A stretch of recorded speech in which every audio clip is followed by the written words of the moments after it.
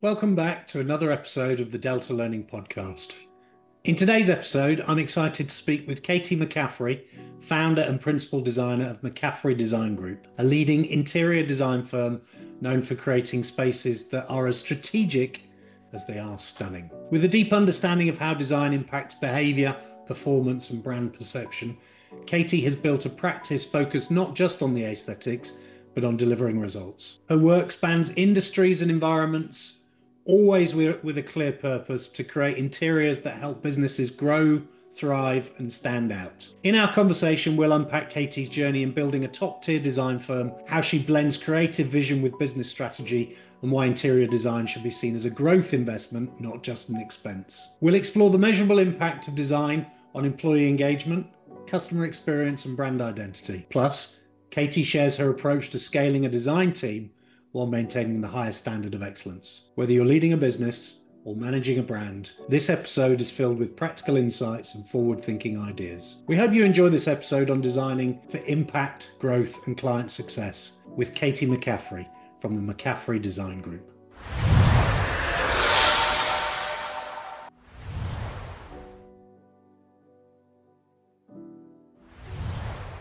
Hello, everyone. Welcome to our latest podcast.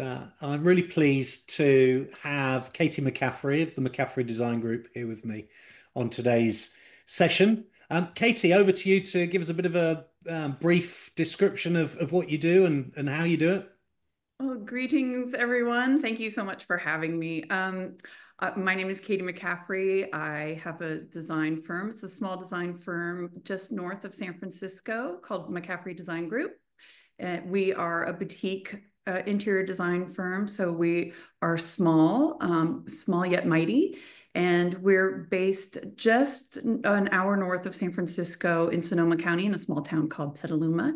And we've been in business for about 7.5 years and do everything from residential to commercial and hospitality design.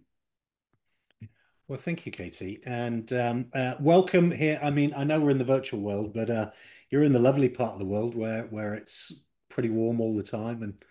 And here we are suffering rain in the UK, some chills. So I'm very jealous of where you're located. Could you share a bit about your journey in terms of, some of the highlights in your career that took you up to the point of opening the business? And also, while you're doing that, just highlight some of the key factors that have contributed to your success on the way. Oh, thank you. Well, it's been a bit of a journey, so it's a little bit of a long story. I'll try to make it brief, but I think it's also kind of interesting sometimes to hear how things can come full circle. So before I went to college, I was very interested in interior design. I was just obsessed with it. And would design and then redesign my room over and over and over again. Went away to college, hoping to probably study interior design or furniture design. My school didn't offer a major in interior design, so I studied industrial design because I had a passion for designing furniture, lighting, and I was very inspired by how the shapes and the forms of certain objects could really influence your happiness level or how you felt as you went about your daily tasks. A teapot, say, if it was beautifully designed, it could make you so happy every time you pull it off the counter and make yourself a cup of tea. So I went into industrial design, also had a passion for graphic design and advertising, which is what I later got my degree in. So I made a switch because industrial design was very much taught with an engineering influence, and I'm terrible at math. So I quickly realized that the math, doing that sort of math crunching wasn't for me. So I took my passion for furniture design and put it in my back pocket, got my degree in graphic design, pursued advertising for several years after graduating, and decided that sitting in front of the computer was a big component to doing graphic design and doing advertising. And it wasn't for me. I wanted to get out there in the world and meet with artisans, work with people, get out from behind the screen. So I went back to an interior design firm that I had interned for one summer, got a job with them, and lo and behold, what my role was with that interior design firm, it was a wonderful interior designer by the name of Rebecca Bradley. I ended up designing furniture and lighting for her. So kind of made a full circle back into here I am doing what I'm passionate about, what I was kind of hoping to do several years back, and wasn't I didn't quite realize that that would land me right back into furniture and lighting design. So I worked for her for a while, worked for wonderful furniture and antique uh, restorer in San Francisco, Rossi Antiques, where we made custom furniture for many interior designers in San Francisco and the Bay Area. And so I learned a lot more about furniture working for them. And then gradually, after about 5 years there, I ended up working for Martha Angus Interior Design, which was a wonderful design firm in San Francisco, where I stayed for 15 years and became their design director. And from there, we started McCaffrey Design Group. And that's where we are now. Excellent, thank you. And in terms of some of those key contributors to the success that you've had, I mean, one that stood out for me as you were talking there is, having a passion for what you're doing. What were some of the other things that have helped you on the way? I think as you invest yourself in profession, especially in the field of interior design in San Francisco, it's a small, tight-knit community. So as you invest yourself, you build a reputation, and that really, spreads word of mouth. You build really great relationships with architects and builders. So I feel like we've established such a wonderful working relationship with so many architects and builders. They know that we're professional. They know that we're going to provide them with all the documentation that they need. We're clear communicators, and we're team players. We're not design divas. We are not going to try to run the show. We very much come to the table hat in hand and ready to work as a team with the clients, with the builders, and the architects. So I think that's really paved the way for our success, in that we have built a reputation for being a great team to work with, positive attitudes, and we're ready to roll up our sleeves and work hard to get the job done. Very good. And you said earlier, you're a small but mighty company. Yes. Um, what was the trigger for you then from deciding to stop working for other people and start your own business? Well, it actually kind of happened organically. I had been with Martha Angus for about 15 years, 14, 15 years. And she decided she wanted to take a step back and retire. So we ended up working things out, and I ended up taking our clients that we were currently working on and and taking them in and letting them know, Martha's taking a step back, and we'll take it from here. So it was a very organic process. It was not something I was really expecting. It happened. She had reached a point in her life where she wanted to take a step away, and so it worked out really organically. Very good. And that helps me make sense then, because an earlier iteration of the company name was Angus McCaffrey, wasn't it? If Correct, Yeah, correct. Yes, yes. So uh, we did a 3-year transition period. yeah. It Lovely. was really And nice. uh, as an interior designer, how do you balance the creative aspects of design with those practical aspects of running a business, looking to grow the business through sales and through the operational aspects of it? It's a lot to juggle. I find that as an interior designer and a small business owner, you have to be very light on your feet. I almost equate it to being like a boxer. You have to be light on your feet. You have to be able to move any which way at any point in time, because in interior design world, you don't always have control of the timing of your day. You might have a client call you out of the blue needing your advice, or say, a construction is in progress and they need to send you an RFI. So you have to kind of stop what you're doing. You can't say necessarily that I'm going to spend the last quarter of the day working on the finances or marketing or social media, business development. There's so many different ways that you have to be able to split yourself up. So I find that I just have to be like a boxer, be light on my feet, bob around, pay attention to my clients, which is usually my first and foremost inclination, is to just put my head down and work and focus solely on my clients. But I do have to really try hard to remember to lift my head up, pull myself out of my clients' projects, and devote a few minutes or hours a day for some of these other aspects. Even taking time to learning about new programs that are out there, especially with AI coming about.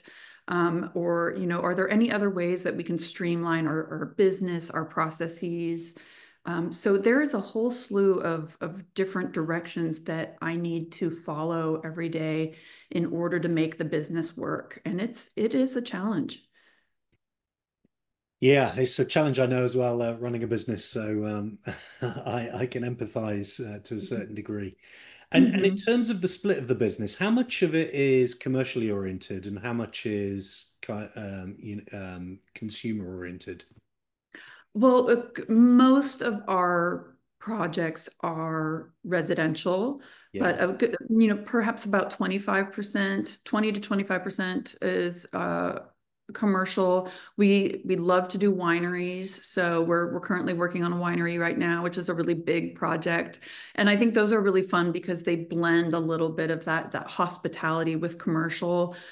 So I'm always very excited about those types of projects because they're very fun in that respect, and that you're melding two things to create an experience that is both welcoming and feels like hospitality, but you also need to think about the business and how that business is going to function within that space. So I just love those projects. Yeah. And do you have a view then in terms of, how well designed spaces can influence things like employee performance or the customer experience and ultimately the growth of a business? Incredibly important, incredibly important. I feel that interior design is another form of branding for a business. If you don't have a brand that is on point or that properly conveys who you are as a business, you're not going to go anywhere. So an interior design, the interiors of your office from the moment you approach the front door says something about who your business is, who you are. You need to appeal to the people you want to appeal to. You need to appeal to your demographic. You need to express who you are from the very minute they approach that door. So it is hugely important for the success of a company. Um, if your interior design doesn't reflect who you are, they're not going to take you seriously.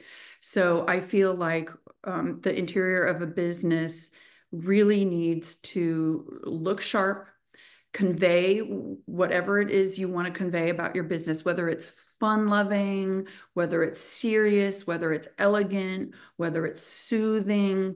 You need to convey that to your clients, to your business associates, and to your staff. And so that's very important. Flow is also super important, and that is a part of interior design that I think people really need to understand, is that we as interior designers don't just make things look pretty.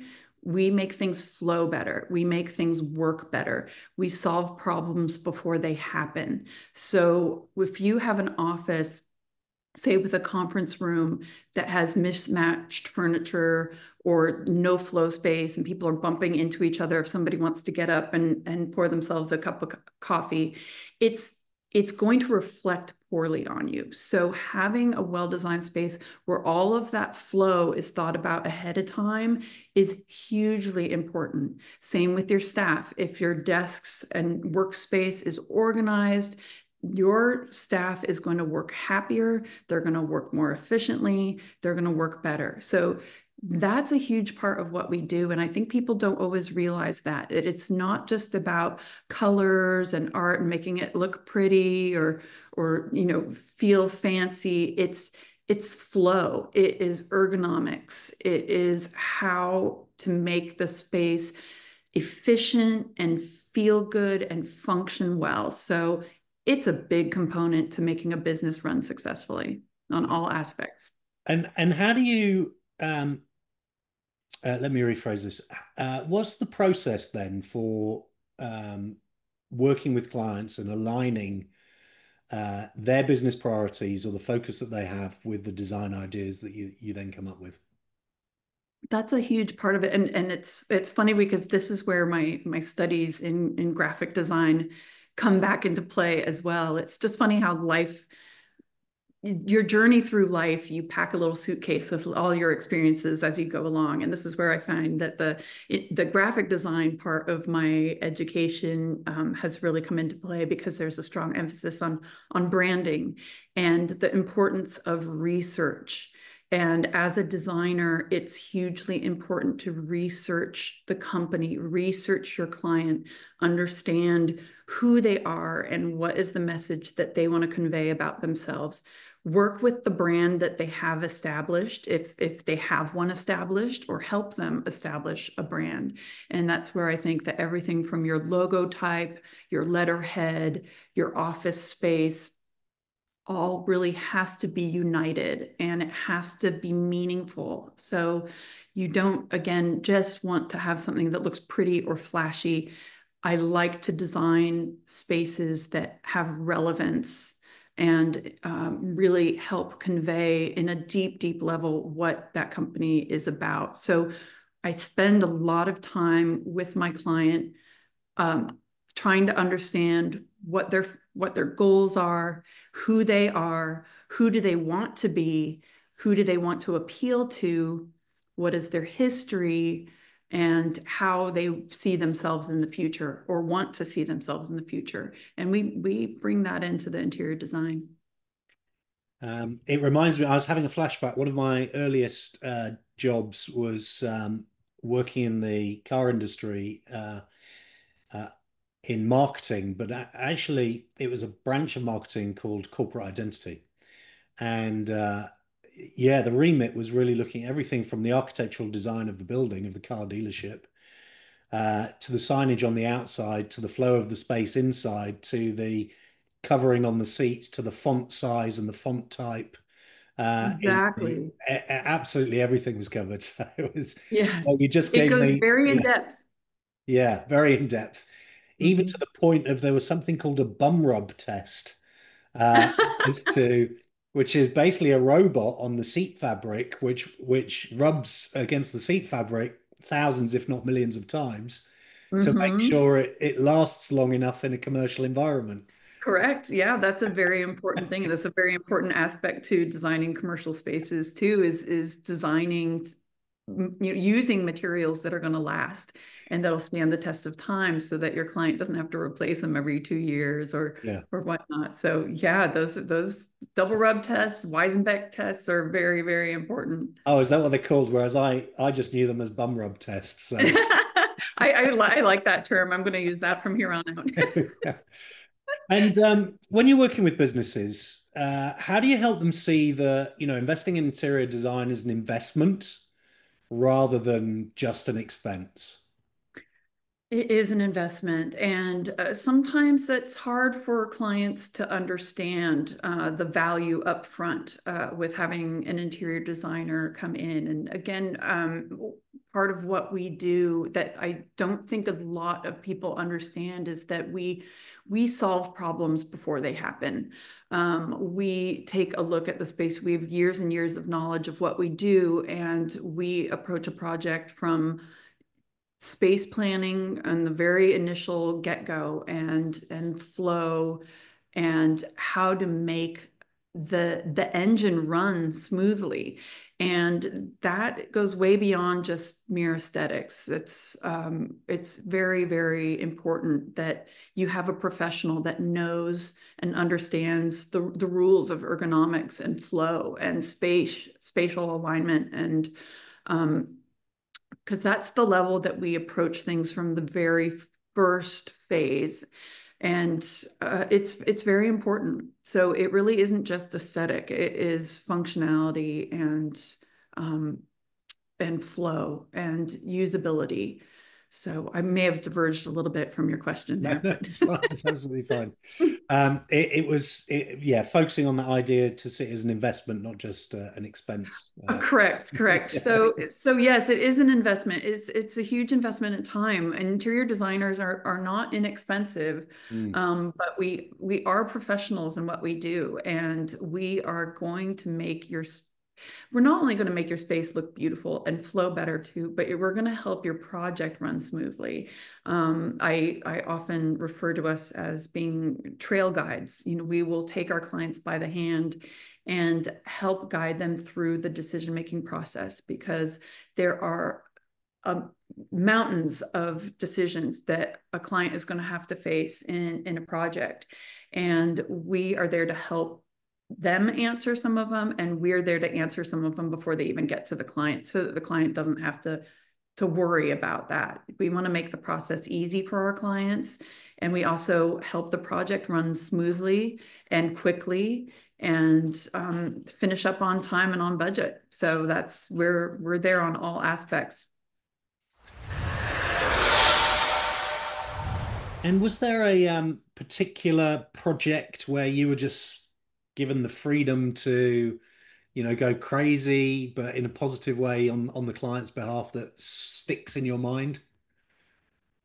Oh gosh, I feel, I love when a client puts their trust in us and says go for it. And we've been lucky enough to have a lot of clients do that. We do always want to be super mindful that we want the project to reflect our clients' wants and needs, and reflects who they are and what their brand is. We will go crazy to a certain extent, but we will always sort of stay within the parameters of who the client is. So I feel like we've been lucky enough to have a number of projects that have been like that. Very good, very good. Yes. Look, I admire very much what you're able to do. My wife is always extraordinarily annoyed at my lack of spatial vision. That if you give me any space, I even if it's an empty space, I have a real problem visualizing what it could look like. I It's a need someone big to show me challenge. and say it could look like this, and I go, "Oh yeah, I get that." It is a big challenge for many people, and that's where we come in. We can visualize it, and part of our goal is to make it easier for our clients to envision it. Yeah, perfect. Um, Running a design firm, it requires both that creative leadership and also effective business management, as we spoke about before.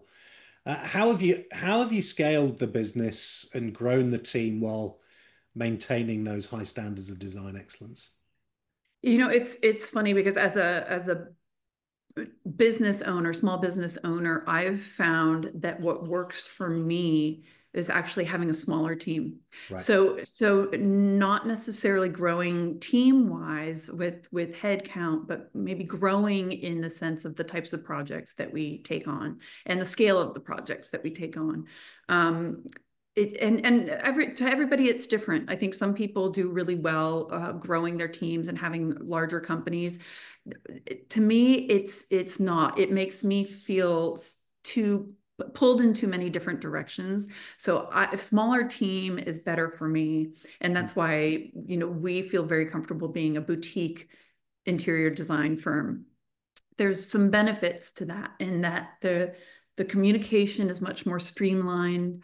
I am deeply involved in every project and in all aspects of every project. I know what's going on in them so much better than I did when we were a bigger company. I felt like I had to have other people play those roles, and a lot more people project managing, and then having an office manager manage those people. And it made me feel a little bit detached from the process, which just wasn't working for me and how I am. And I Mm. think everybody's just a little different in that regard. So to me, I love having a small team. I like staying small, and I like getting very, very deeply involved in all of my clients' projects, and with all of my clients, having more time to interface with them, more time to interface with the builders, rather than having somebody else manage that aspect. So again, it's just what works for me personally as a business owner.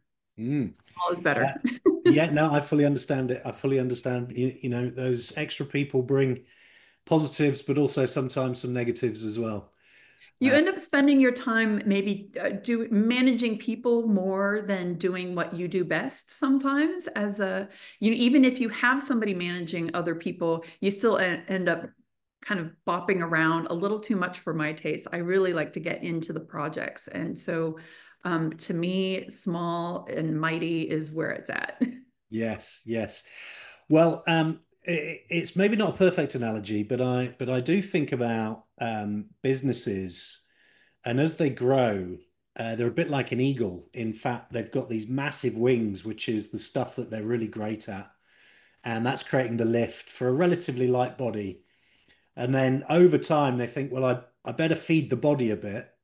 So they start focusing on other functions, bringing those into the organization. And before you know it, you've become a dodo with this relatively large body and these vestigial wings, Yes. not even doing the things you love anymore. Mm-hmm. It's true. It's true. And I think you have to be careful about that. And again, some people are excellent at being um, team leaders. And so I think it's just important for every business owner to follow their heart and follow who they are, and you grow and adjust and find that space to settle into that feels right for you. It took me several years to realize that smaller is indeed better for me. And so I think everybody's going to have a different journey, but it is something that happens as you develop your business. You might grow and realize that you're becoming a dodo, and you need to you want your wings back. So Yeah. um that's kind of how I feel. I feel like I'm getting my wings back, having the smaller team. Moving my office closer to home has been great because, again, I feel less scattered, less pulled in different directions. Less time sitting in the car just commuting, which is a colossal waste of time, in my opinion, no matter how many phone calls I can schedule during that. Yeah. So listen to your heart. I think listening to your heart is a big aspect of being a business leader and being able to do it well. Don't forget about yourself and who you are, and listen to what your needs are as well as your team's. It's great advice. Thank you. And maybe our final question, as you look ahead, what's next for the business and for you? Are there any exciting innovations or trends that you're observing? Oh gosh, there are. I mean, the use of AI, to me, is so fascinating. We are playing around with it. We are really trying to get to know it better and understand it better. But it is a huge gift and an amazing tool for us to use when it comes to renderings. Renderings are just so monumental in helping clients understand what a project is going to look like and how those elements that you're deciding on fit together. And especially for clients that have a hard time visualizing in their mind's eye, being able to provide them with a rendering quickly and inexpensively is a huge deal, because prior to that, it takes hours to create a rendering. and a lot of time, and time equals money. So if you can have a beautiful image generated with the items that you've pulled together for your client, and it can render the space within minutes, seconds, and then you have a beautiful image to show the client to help them understand and make them feel comfortable moving forward. That is a tremendous tool. So we are very excited about the use of AI, especially when it comes to rendering. And so we're embracing that. We are also very excited. Again, we've got this beautiful new office space in Sonoma County. So we're very excited to hopefully get more into some of the wine businesses up here. We are in the wine country, so the more wineries and wine businesses we can get into. There's also a tremendous amount of wonderful restaurants that keep popping up, so we're hoping to get into some restaurant design as well, and some beautiful residences that are getting built up here too. So we are really embracing being up in Sonoma County and up in the wine region, and are very excited about this new chapter in our business. And how do you avoid being paid in wine instead of in cash? Well, we can get paid in a little bit of both, Yeah, a little bit of both. Flexible. A fair balance. And how do people find out more about your business, Katie? Well, you can go on www.mccafferydesignGroup.com, and we are also on Instagram, McCaffrey Design Group, and learning here on the podcast. Brilliant. Well, thank you so much for giving us your time. And it was really fascinating talking to you and hearing all about the design and some of the challenges and some of the passion you have for it. So I appreciate it, and I'm sure our listeners and viewers will also appreciate it. Well, thank you so much for your time and for having me. It's been such a pleasure.